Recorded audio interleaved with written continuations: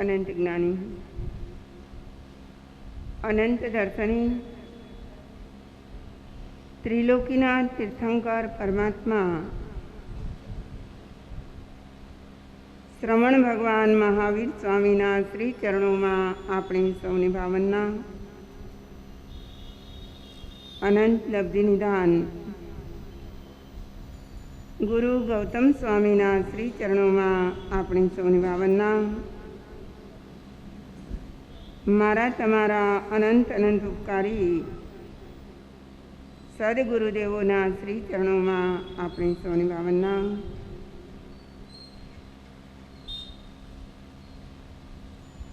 अनंत ज्ञानी परमात्मा जगतवासी जीवोना परम श्रेयने माटे आगमवाणीनी प्ररूपणा करी गया छे। आगमवाणीना आधारे जे आत्माओ पोताना जीवनने बनावे ए आत्मा अवश्यमेव कल्याणने पामे। महापर्व पर्युषण चाली रह्या छे। जोत जोतामा पांचमा दिवसनु प्रभात उगी गयु। आजे भगवान महावीर स्वामीना जन्म कल्याणकनु वांचन थवानुं छे।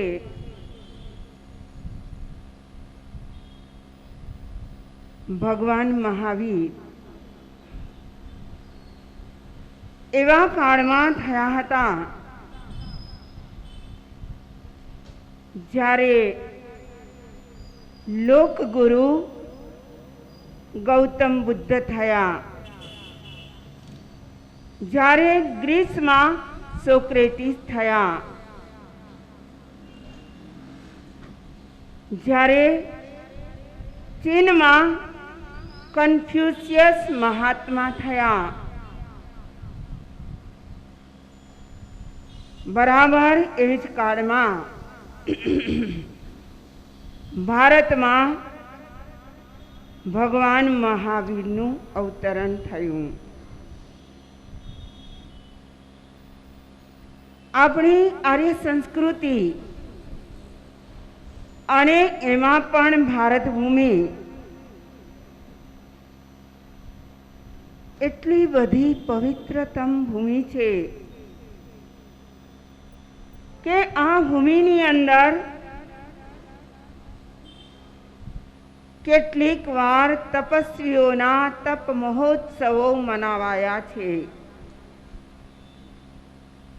કેટલીક વાર દીક્ષાર્થીઓના મહાભિનિષ્ક્રમણ થયા છે।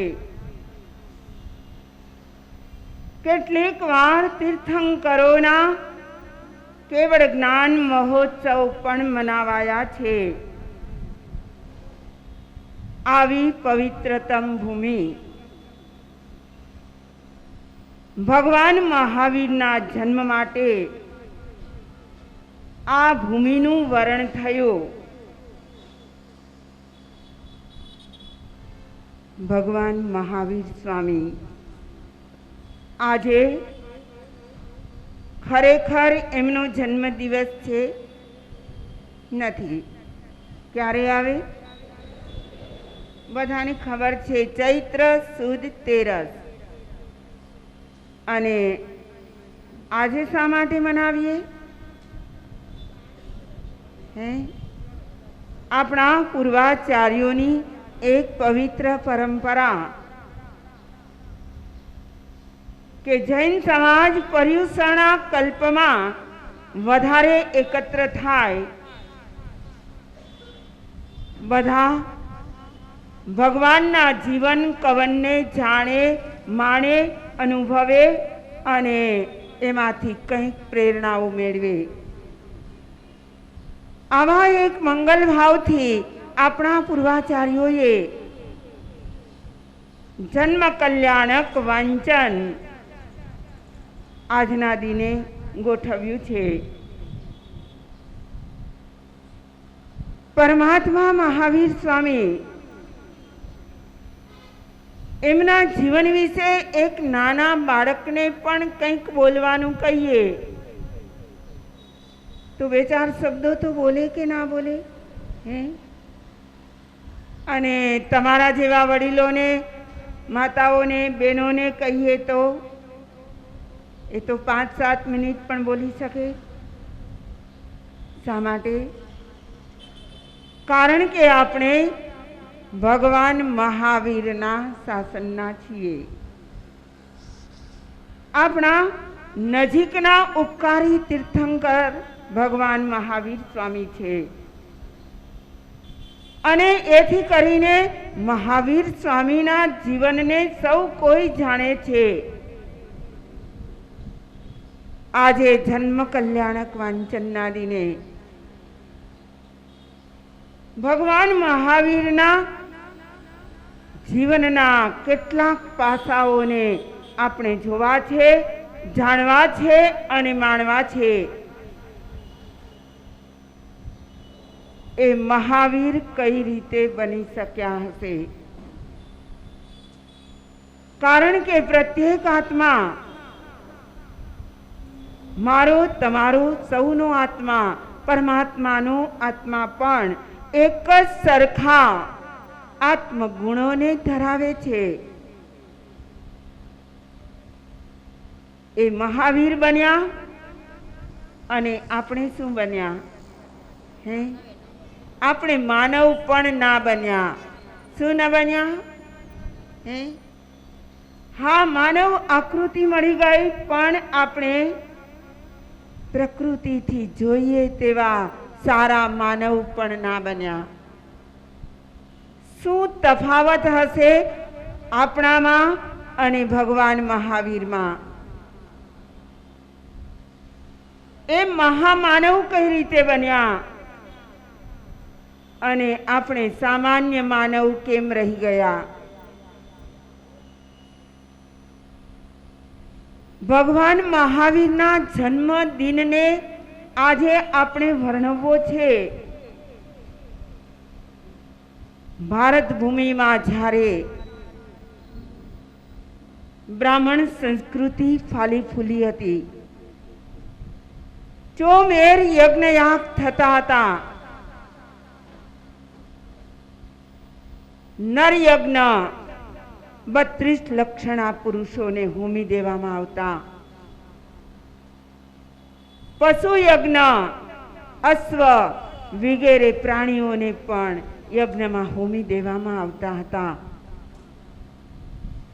એવા હિંસાના તાંડવ વખતે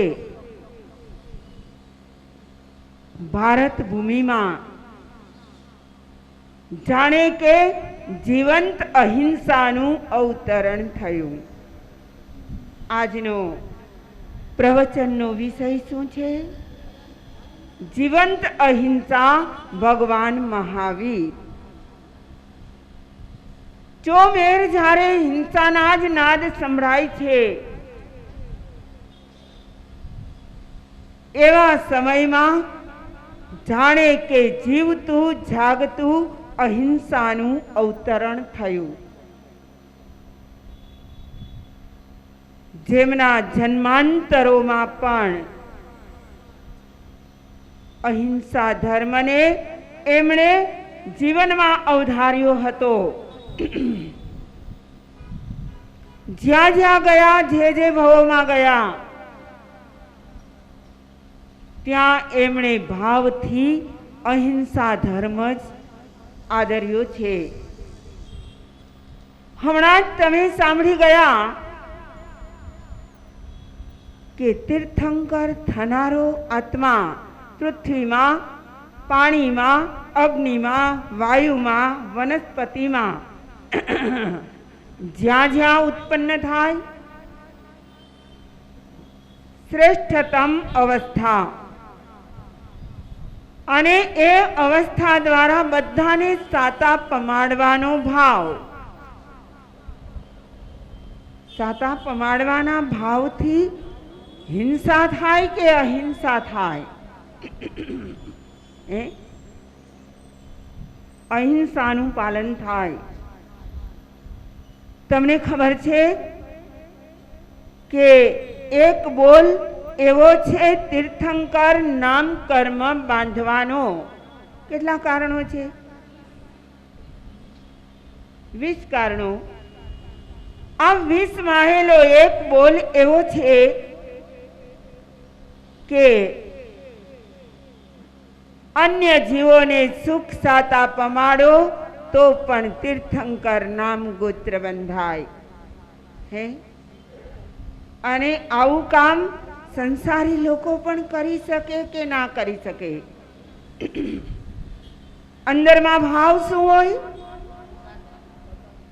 સર્વ જીવો સાતા પામે, સર્વને સુખ મળે, સર્વને શાંતિ મળે, સર્વને આનંદ મળે. આવા જ ભાવથી એ આત્મા ઉચ્ચતમ દશાને પામતા પામતા તીર્થંકરત્વને પણ પામે. હિંસાના સામ્રાજ્યમાં અહિંસાનું અવતરણ. કહો કે બ્રાહ્મણ સંસ્કૃતિને બોધ આપવા માટે શ્રમણ સંસ્કૃતિનું અવતરણ. અને આવા ભગવાન મહાવીર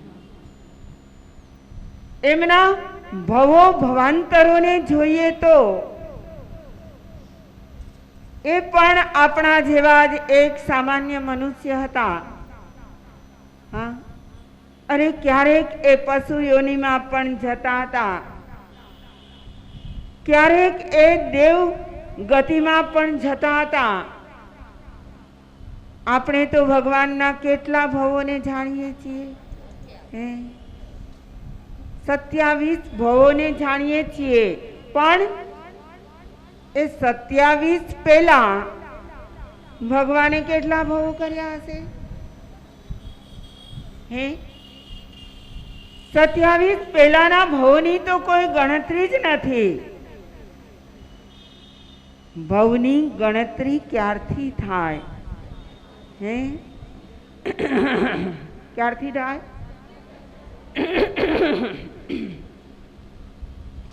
ભવની ગણતરી અનાદિનો મિથ્યાત્વી જીવ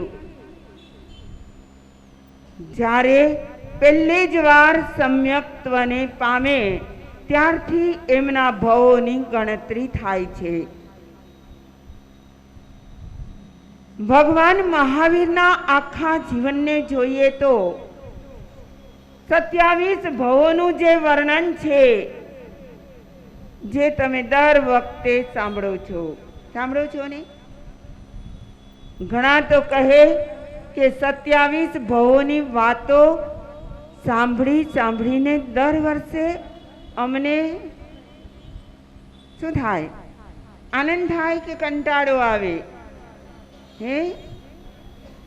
તમને ખબર છે, રામકથા ચાલતી હોય, મોરારી બાપુ રામકથા વાંચતા હોય, રામના જન્મથી લઈને આખા જીવનનું વર્ણન ચાલતું હોય, અને એ સાંભળવા માટે હજારો નહીં લાખો માણસો ભેગા થાય.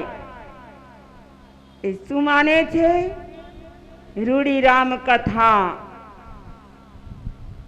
એ સાંભળતા સૌના પાતક ચાલ્યા જાય. પાતક એટલે પાપો પલાયન થઈ જાય.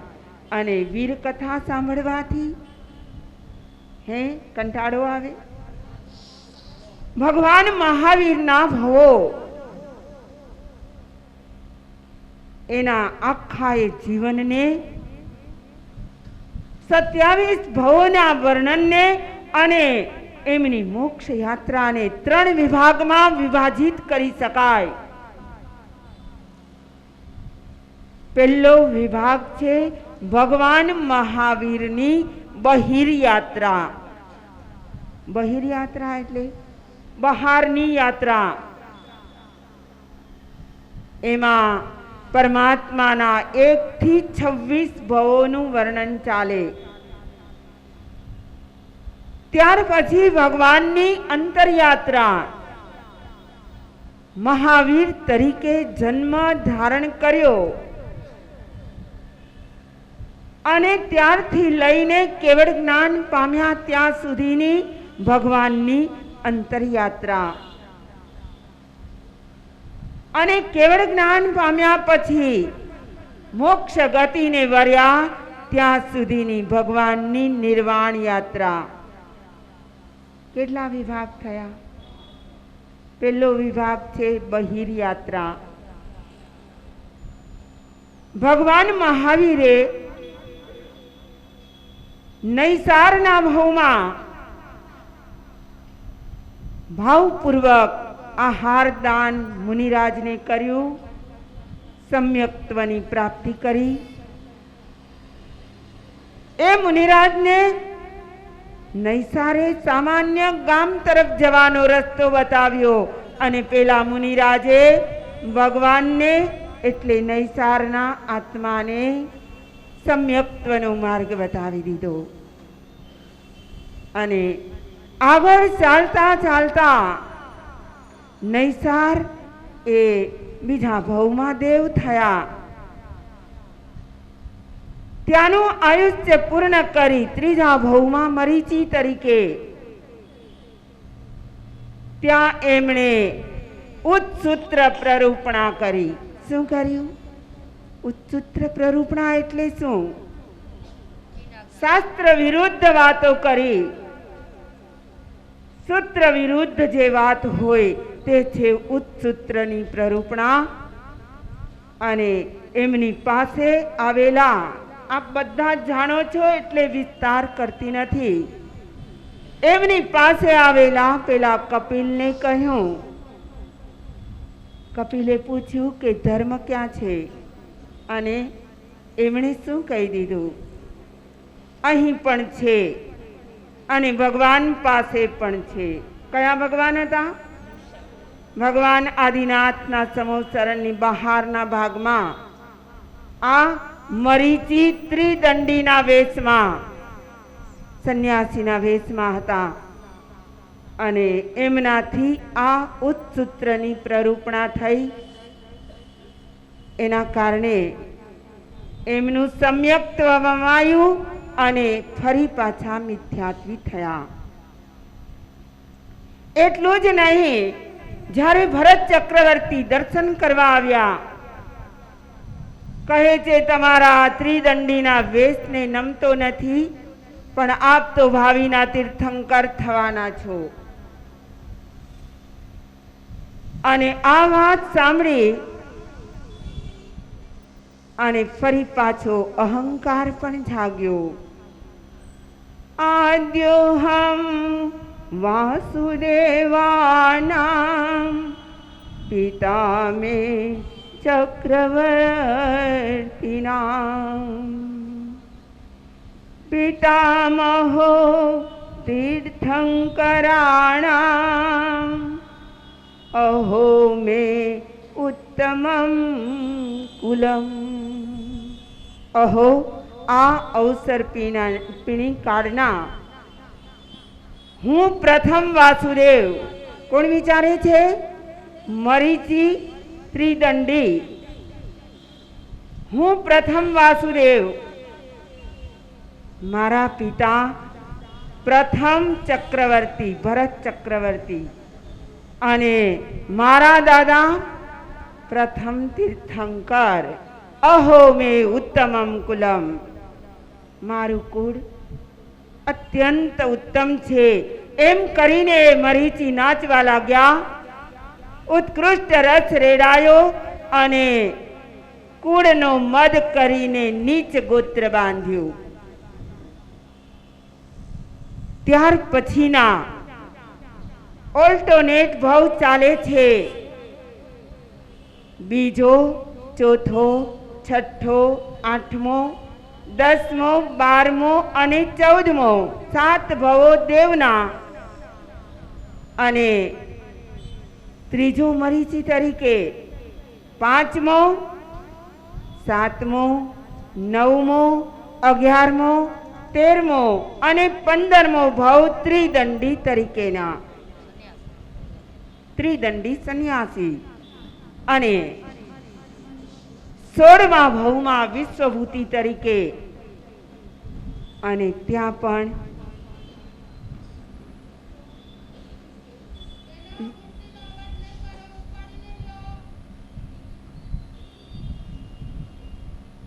વિશ્વભૂતિ તરીકે વિશ્વનંદી સાથે એમના પિતરાય ભાઈ સાથે એમણે જે કર્મ બાંધ્યા, પેલી ગાયને ઉછાળી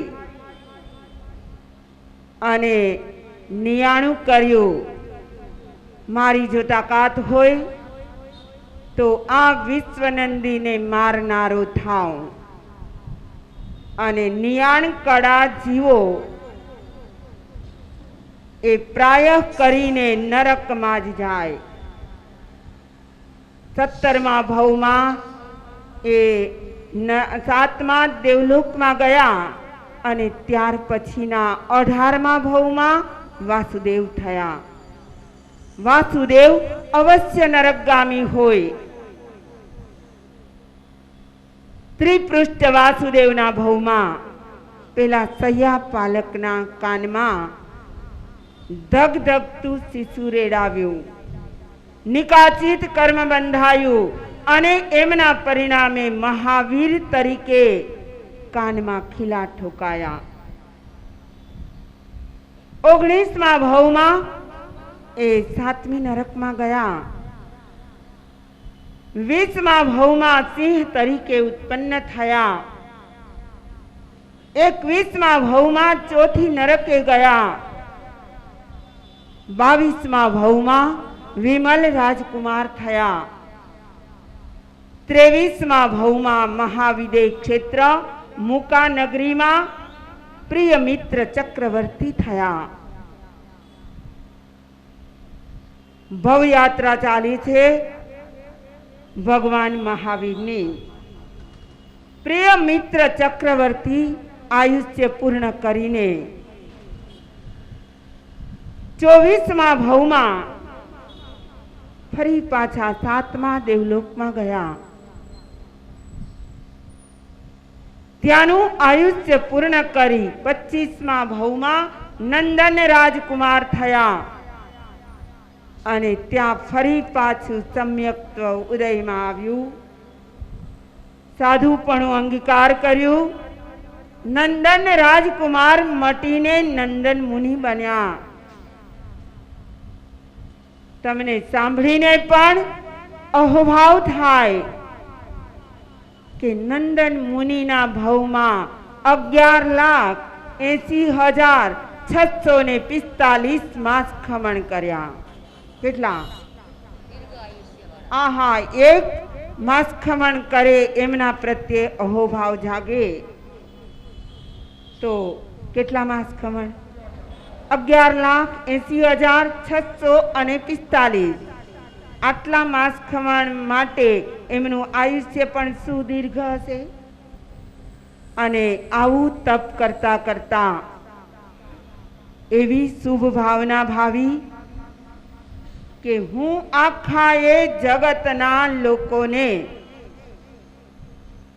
શાસન રસિક બનાવી દઉં, ધર્મ પમાડી દઉં, ધર્મ માર્ગે લાવી દઉં. અને આવા ભાવ સાથે એ સાધના આરાધનામાં તપ ત્યાગમાં આગળ વધી રહ્યા છે. અને એવી ભાવના ભાવતા ભાવતા ભગવાન મહાવીરના 25મા ભાવમાં નંદન મુનિએ તીર્થંકર નામ ગોત્ર ઉપાર્જન કર્યું. ત્યાંનું આયુષ્ય સમાપ્ત થતા ભગવાન મહાવીરનો આત્મા 10મા પ્રાણત દેવલોકમાં પુષ્પોત્તરા વતનસક વિમાનમાં ઉત્પન્ન થયા. 22 સાગરોપમની જ્યાં સ્થિતિ મળી. આવા સુદીર્ઘ કાળમાં તીર્થંકરનો આત્મા તીર્થંકરની પૂર્વ ભૂમિકા રચી રહ્યો છે. કેવી તૈયારીઓ હશે! એક વ્યક્તિને કદાચ કંઈક નિયમ ગ્રહણ કરવો હોય કંદમૂળનો ત્યાગ કરવો હોય, બ્રહ્મચર્ય વ્રત ધારણ કરવું હોય તો પણ આગળની એમની વિચારણા કેટલા સમય ચાલે? પરમાત્માનો આત્મા ગયો છે 10મા પ્રાણત દેવલોકમાં. એમની બહિર યાત્રા સંપૂર્ણ થઈ ગઈ. 1 થી 26 ભવો, એની માત્ર આપણે હાઈલાઇટ્સ જોઈ છે, પણ હાઈલાઇટ્સ પરથી તમને એમના 27 ભવો તાજા થઈ જાય. કારણ કે આપણે દર વખતે એનું પુનરાવર્તન કરીએ છીએ, પર્યટના કરીએ છીએ. ભગવાન મહાવીરનો આત્મા 10મા પ્રાણત દેવલોકે છે અને હવે ત્યાંનું આયુષ્ય પૂર્ણ કરીને ક્યાં અવતરવાના છે? દેવાનંદાની કુક્ષીએ. ભગવાનને કેટલી માતા હતી? હા, 2 માતા. અને એ પણ શા માટે? એમણે મરીચીના ભવમાં જે નીચ કુળ બાંધ્યું, નીચ ગોત્ર ઉપાર્જન કર્યું, એનું પરિણામ ભોગવવા માટે ભગવાનને બ્રાહ્મણ કુળમાં ઉત્પન્ન થવું પડ્યું. બ્રાહ્મણ કુળ એ હલકું કુળ નથી. એ બ્રહ્મદેવો પણ વિદ્યાના સાધક હોય છે, પરંતુ તીર્થંકરનો આત્મા પ્રાય ક્ષત્રિય કુળમાં જ ઉત્પન્ન થતો હોય. એ અપેક્ષાએ બ્રાહ્મણ કુળ થોડું નિમ્ન સ્તરનું ગણાય.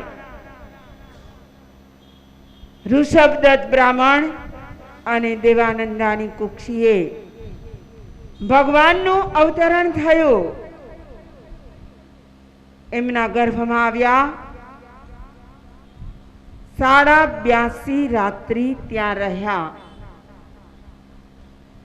ઇન્દ્રનું સિંહાસન ચડ્યું. જ્યારે કોઈ અજુગતી ઘટના બનવાની હોય, જ્યારે કોઈ તીર્થંકરનો આત્મા આવા કોઈ કુળમાં ઉત્પન્ન થયો એવું જાણીને ઇન્દ્ર મહારાજાનું આસન ચલિત થાય. જુઓ, આપણા જીવન સાથે સરખાવીએ તો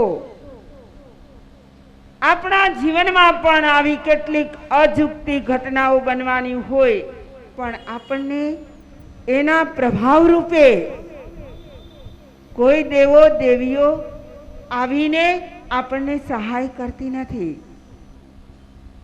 કારણ કે આ તો તીર્થંકરનો આત્મા છે અને અયોગ્ય ઘટના ન બને એટલા માટે ઇન્દ્ર મહારાજા હરિણ ગમીસી દેવને આજ્ઞા કરે એ આવી અને ગર્ભનું ચારણ કરી ત્રિશલા માતાની કુક્ષીએ ગર્ભને સ્થાપિત કરે. બરાબર એ જ વખતે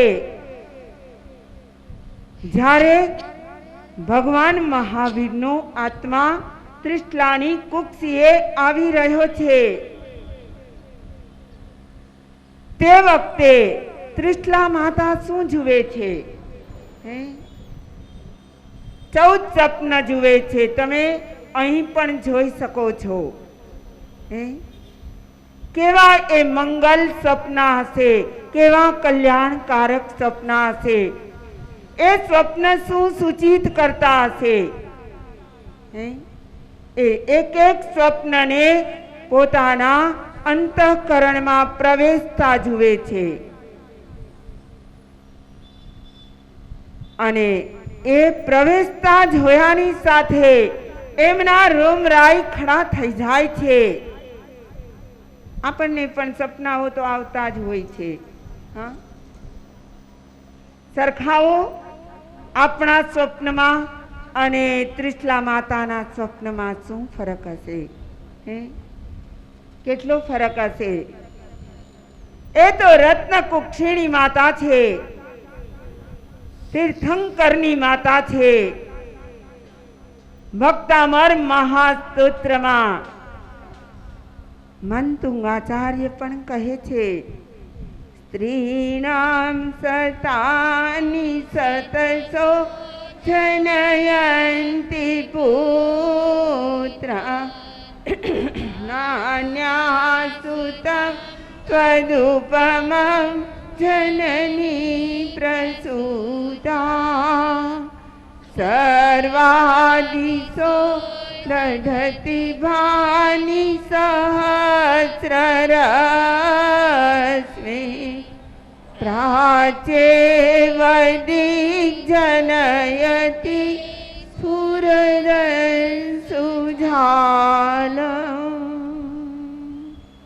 આચાર્ય શ્રી માંતુંગસુરી તીર્થંકરની માતાનું પણ ભક્તામર સ્તોત્રમાં વર્ણન કરે છે. સ્ત્રીણામ સતાની સતસો જનયંતી પુત્રાન.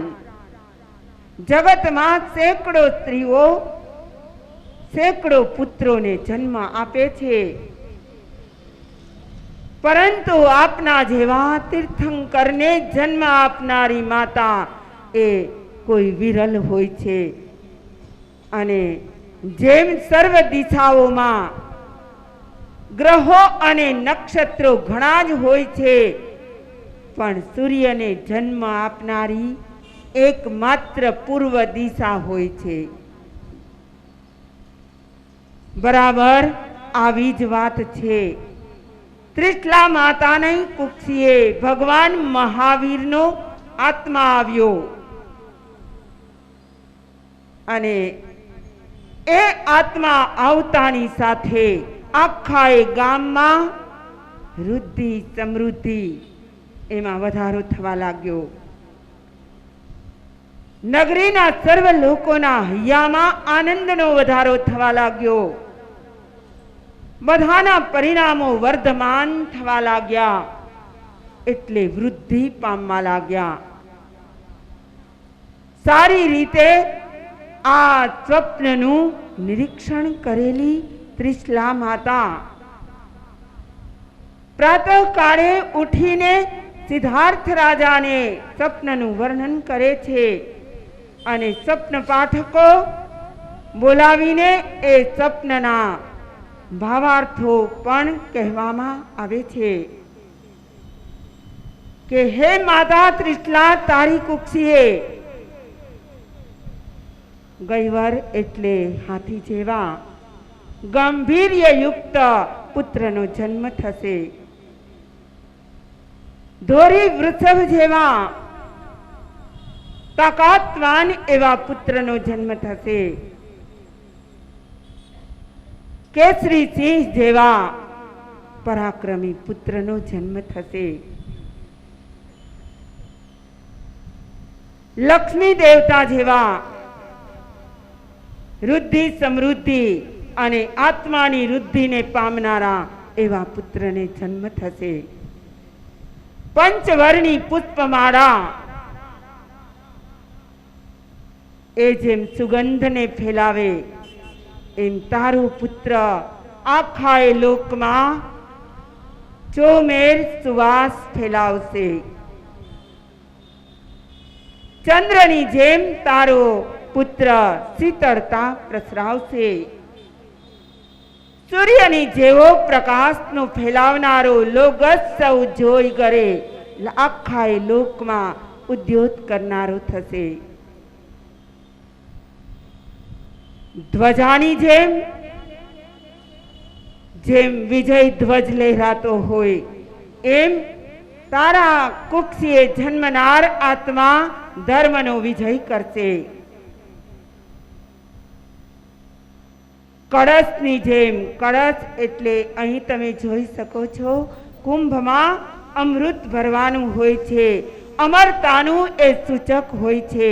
એમ તારી કુક્ષીએ જન્મનારો આત્મા એ પણ અમરતાનું વાવેતર કરી દેશે. દેવ વિમાનની જેમ તારી કુક્ષે જન્મનારો આત્મા એ પરમ દૈવત્વને પામશે. રત્ન રાશિની જેમ એ ચળકાટને ફેલાવશે. આવા સ્વપ્નના ભિન્ન ભિન્ન અર્થો બતાવીને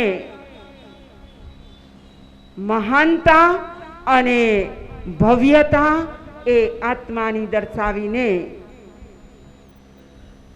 આપણને પણ એમાંથી કેટલાક સંકેતો મળે છે. સામાન્ય સ્વપ્ન કરતા આ સ્વપ્નનું મહત્વ શા માટે છે? ગઈકાલે જ આપણા ફાલ્ગુનભાઈ કહેતા હતા સ્વપ્નના પરિણામે સ્વપ્ન લીધા પછી શું ફાયદાઓ થયા. બરાબર એવી જ રીતે જે વ્યક્તિઓ સ્વપ્ન પ્રત્યે અહોભાવ દર્શાવીને એ માતા ત્રિશલાના સ્વપ્નનો આદર કરે, બહુમાન કરે, એમનું સન્માન કરે, એમના પોતાના ઘરમાં સ્થાપિત કરે, એ વ્યક્તિઓ વૃદ્ધિ, સમૃદ્ધિ, તેજસ્વીતા આદિ બધી જ વસ્તુઓને પામે. પરમાત્મા મહાવીર જે 14 સ્વપ્નથી સૂચિત થયેલા છે એવા આત્મા ગર્ભમાં જ રહ્યા જ્યારે હલન ચલન બંધ કરે છે, માતા ચિંતિત થઈ જાય છે, તે વખતે જ મનમાં એક અભિગ્રહ ધારણ કરે છે. 3 જ્ઞાનના ધારક એ ગર્ભ કેવો છે? સામાન્ય નહીં. 3 જ્ઞાન સાથે લઈને આવ્યો છે અને એથી કરીને માતાના ભાવોને જાણીને માતૃભક્ત મહાવીર ગર્ભમાં જ અભિગ્રહ ધારણ કરે છે કે માતાની હાજરીમાં હું સંયમ ગ્રહણ નહીં કરું. સારી રીતે ગર્ભનું પાલન કરતા કરતા ત્રિશલા માતાએ મહાવીરને જન્મ આપ્યો. બોલીએ ભગવાન મહાવીર સ્વામી કી જય. સિદ્ધાર્થ રાજાના ઘરે ઘંટાનાદ થવા લાગ્યા, ઢોલ નગારા વાગ્યા. આખા એ નગરમાં આનંદ આનંદ આનંદ છવાયો. શું કારણ? શું કારણ? પરમાત્માનું અવતરણ થયું અને એ પણ જીવંત અહિંસા, જેમના ભવાંતરોથી અહિંસા ધર્મને જીવમાં આત્મામાં વણતા વણતા વણતા જ આવ્યા છે. અને જ્યારથી તીર્થંકર નામ કર્મ બાંધ્યું ત્યારથી તો એ અહિંસાના અવતારે જગતના સર્વ જીવોને શાસન રસિક બનાવવાની ભાવના કેળવી અને આવી જીવંત અહિંસાનો જન્મ થયો. એના કારણે ચોમેર આનંદનું વાતાવરણ સર્જાયું અને કવિઓ, લેખકો, વિદ્વાનો, સંતો એમના કેટલા વર્ણનો કરે. મંગલ સમયે માત ત્રિશલા સુખ સયાથી જાગિયા. પતિને કહે છે સ્વામી મુજને 14 સપના લાદિયા. હારે 14 સપના લાદિયા. પહેલે રે સુપને ગઈ વરનીઠો, બીજે ઋષભ સોહામણો. ત્રીજે કેસરી ચોથે સપને લક્ષ્મી શ્રી દેવી તણા હારે લક્ષ્મી શ્રી દેવી તણા પાંચમે સુપને પુષ્પમાળા છઠે ચંદ્ર અમી ઝર્યો સાતમે સૂરજ આઠમે ધ્વજા નવમે કળશ રયણ ભર્યો હારે નવમે કળશ રયણ ભર્યો પદ્મ સરોવર દસમે દીઠું સાયર ક્ષીર એકાદશે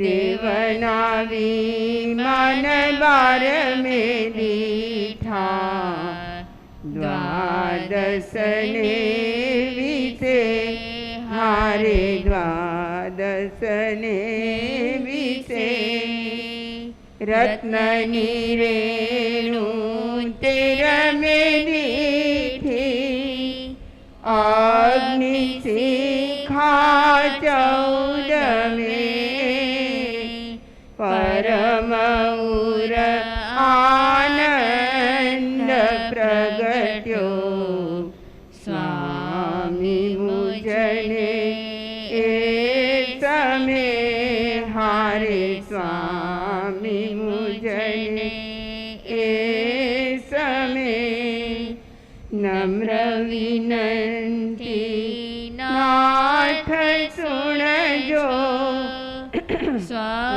સ્વપ્નના ફલ શું હશે કૃપા કરી ફરમાવશો જેથી પ્રસન્ન મમ તન મન થશે હારે પ્રસન્ન મમ તન મન થશે રાય કહે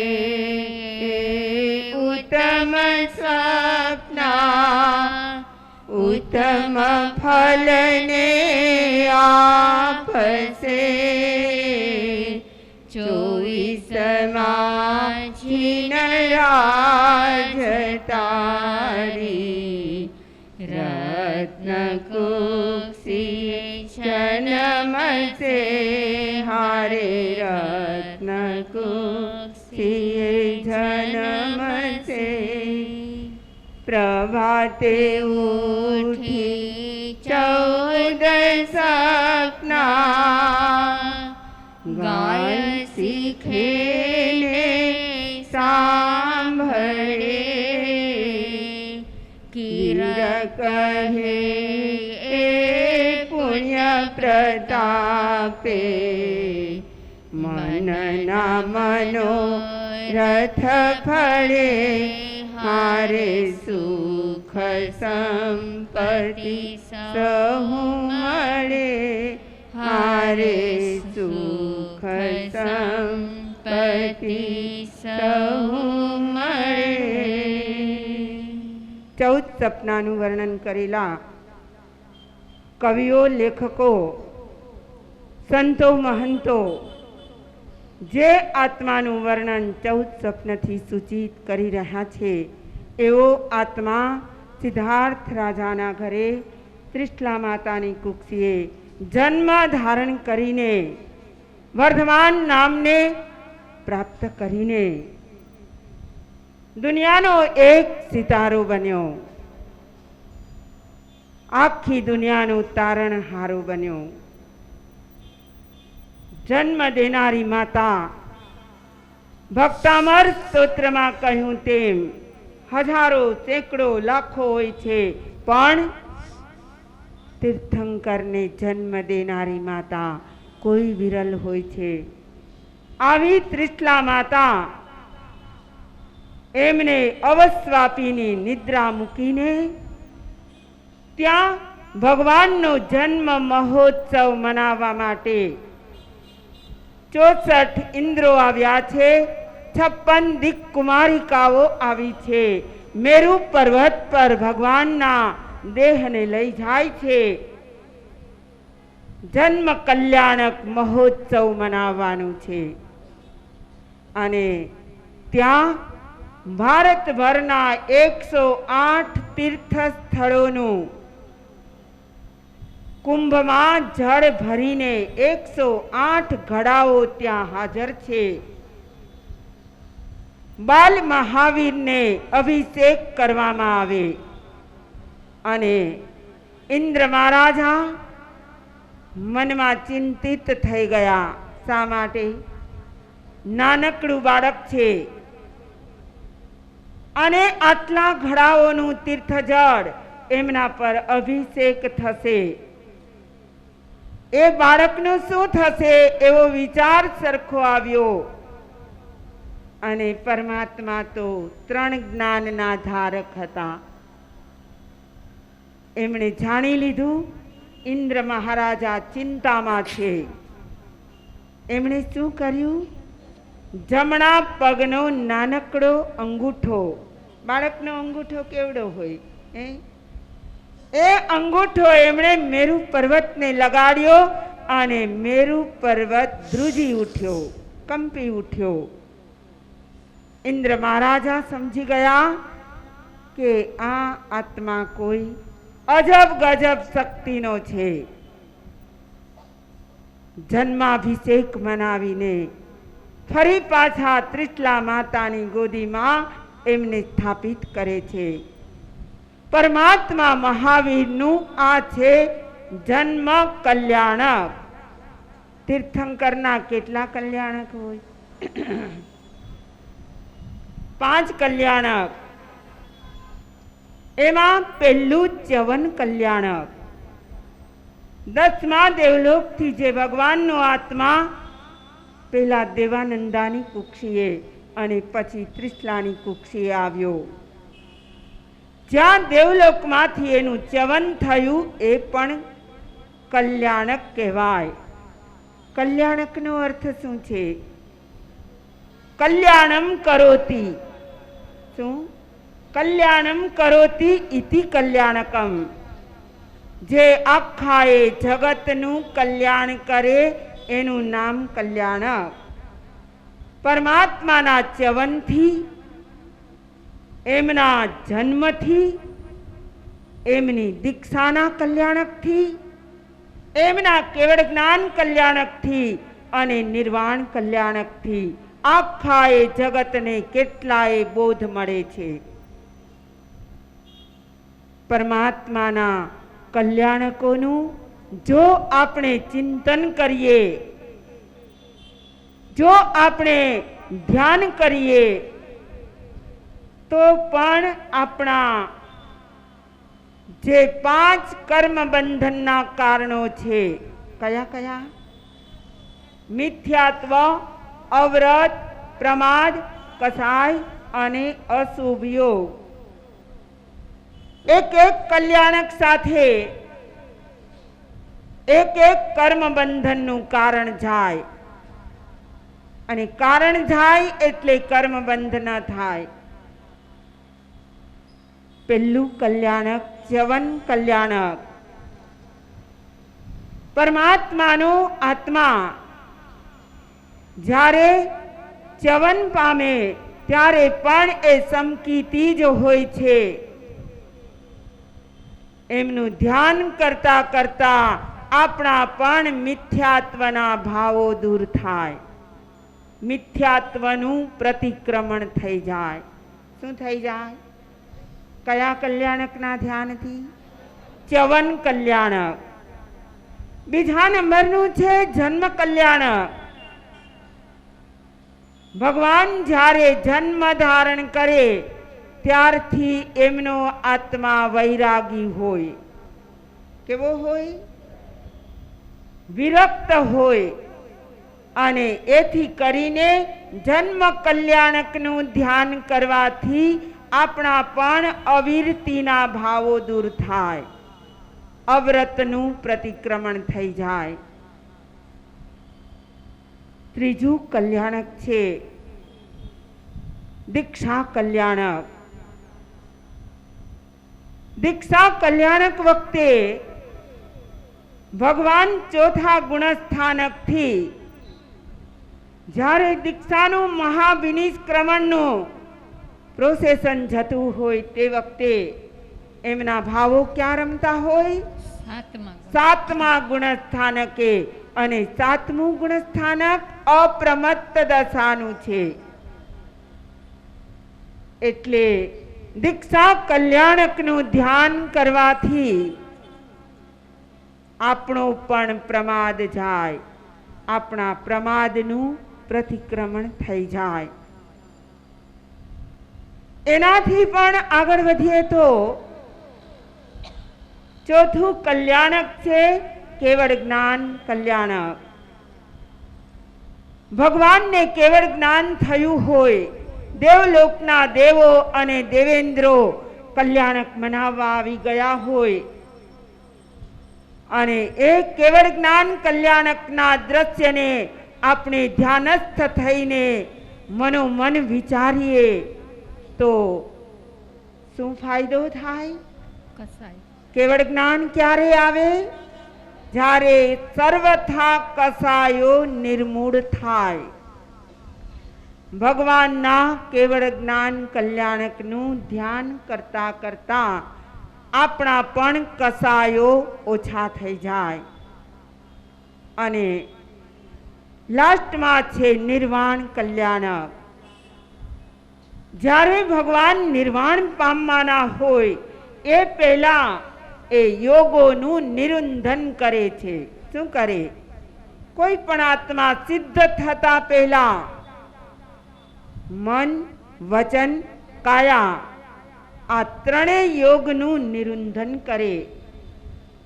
ભગવાનના નિર્વાણ કલ્યાણકનું ધ્યાન કરવાથી આપણા પણ અશુભ યોગો દૂર થઈ જાય. આપણા મનમાં, આપણા વચનમાં, આપણી કાયામાં જે પણ અશુભતા હોય એ દૂર થઈ જાય. અશુભ યોગનું પ્રતિક્રમણ થઈ જાય. તમને બધાને ખબર હશે, દરરોજ 24 સંથામાં અમારા નાનકડા મહાસતીજી બોલે છે, સાંભળતા હશો બેનો? શું બોલે છે? મિથ્યાત્વનું પ્રતિક્રમણ, અવ્રતનું પ્રતિક્રમણ, પ્રમાદનું પ્રતિક્રમણ, કસાયનું પ્રતિક્રમણ અને અશુભ યોગનું પ્રતિક્રમણ. આ પાંચે પ્રતિક્રમણ કરવાના જ હોય છે. પણ એ પ્રતિક્રમણ કરવાનો સરળમાં સરળ ઉપાય છે પરમાત્માના 5 કલ્યાણકનું ધ્યાન કરવું. અને આ 5 કલ્યાણકો વખતે એમાં પણ જન્મ વખતે, દીક્ષા વખતે અને કેવળ જ્ઞાન વખતે ત્રણેય લોકમાં પ્રકાશ ફેલાય છે. જે 6ઠ્ઠી અને 7મી નરક તમઃ પ્રભા અને તમઃ પ્રભા, જ્યાં ઘોર અંધારા છે, અંધકારમાં પણ અંધકાર છે, એવા સ્થાનમાં નારકીઓ દુઃખનું જ વેદન કરતા હોય, પણ એવા સ્થાનમાં ક્ષણ માત્ર માટે આનંદ શાનાથી થાય? પરમાત્માના જન્મથી, એમના દીક્ષાથી, એમના કેવળ જ્ઞાનથી જે આખા લોકમાં પ્રકાશ ફેલાય, ઘોર અંધકારમાં જરા માત્ર પ્રકાશ આવે તો પણ સુખનો અનુભવ થાય. પરમાત્માનો આત્મા જ્યારે આ પૃથ્વીના પટ પર આવે ત્યારે એ આખી જીવ સૃષ્ટિને અહિંસાના વાતાવરણથી, પોતાની લાઈવ અહિંસા એમના જીવનના પ્રત્યેક ક્ષણો, એમના જીવનના પ્રત્યેક ભાવો કેવા હોય? અહિંસામય. અહિંસાનું એ સામ્રાજ્ય રચી રહ્યા હોય. એના કારણે પ્રત્યેક જીવોને સુખ થાય, આનંદ થાય. આવા પરમાત્મા મહાવીરના જન્મ કલ્યાણકનું આજે આપણે વાંચન કરી રહ્યા છીએ. પરમાત્માના આખા એ જીવનને આપણે જોઈ રહ્યા છીએ. એમાં એમની બહિર્યાત્રા, એમની અંતરયાત્રા, જન્મ ધારણ કર્યા પછી પહેલેથી જ વિરક્ત આત્મા. અને કહેવાય છે દીક્ષા પહેલાના સમયમાં જ્યારે એમને જમવાનો સમય થાય, રાજના નોકર ચાકરો એમને ગોતવા નીકળે. મહાવીર ક્યાં હોય? એ તો કોઈ રાજના બગીચામાં, કોઈ વૃક્ષના તળે ધ્યાનસ્થ બેસી ગયા હોય. આવો વિરક્ત આત્મા પણ અભિગ્રહથી બંધાયેલો છે. એ અભિગ્રહને અનુસારે માતા પિતાની હાજરીમાં એ સંયમ ગ્રહણ કરવાના ન હતા. અને ત્યારબાદ વડીલ બંધુ નંદીવર્ધનની આજ્ઞાથી એમણે સંયમ લીધો. અને સંયમ લીધા પછીના એમના જીવનના કેટલાક ઘટના પ્રસંગો છે. એમનો 12.5 વર્ષનો સાધના કાળ છે. આ બધું વર્ણન કરવા ધારીએ તો હે, અને તમે આમાંથી કેટલાક પ્રસંગોને જાણતા પણ હો. પણ સૌથી શ્રેષ્ઠ એમના જીવનમાં ઉપાર્જન કરેલા અનંત ગુણોમાં પણ ઉડીને આંખે વળગે એવો એક ગુણ એમનો સમતા અથવા ક્ષમાનો. ઉપસર્ગોની જડીઓ વરસી અને છતાં પણ એ ક્ષમાના ધારક પરમાત્મા એમના એક રૂવાડે પણ હલચલ ના થાય.